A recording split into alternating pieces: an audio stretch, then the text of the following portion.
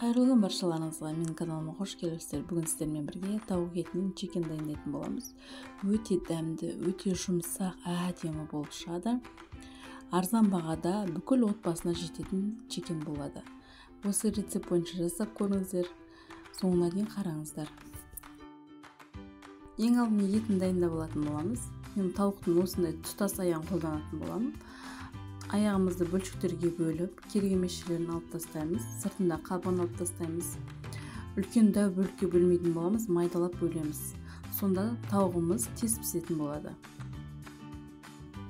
Мінекей, етімізді осылай майдалап турап алдық. Енді маринадына көшеміз. Дәміне қарай тұзымызды, паприкамызды, қызыл бұрышты саламыз. Және үстіне майдалап тураған чеснокты. Дәміне қарай мен кішкене кетчуп қосып жібердім. Қалауыңызша қоспасаңыз да болады. Және бір пиала тола мұздай суымызды құйып жібереміз. Осыны араластырамыз. Бұл дәмдеуіштердің бәрі міндетті емес. Үйіңізде қандай дәмдеуіш бар, дәміне қарай қоса берсеңіздер болады. Осы маринадымызды 1,5-2 сағатқа қалдырамыз.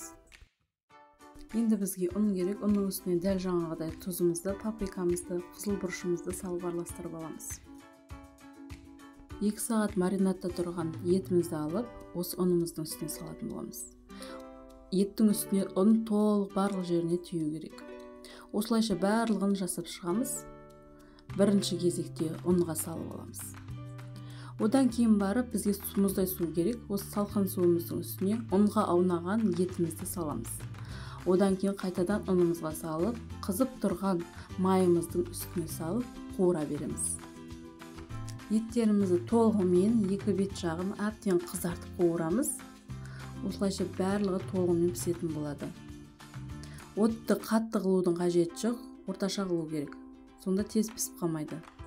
Мінекей біздің әдемі чикендеріміз дайын болды. Өте әдемі, тойымды, отбасының барлық мүшесіне жететін, қолжетімді бағада шықты.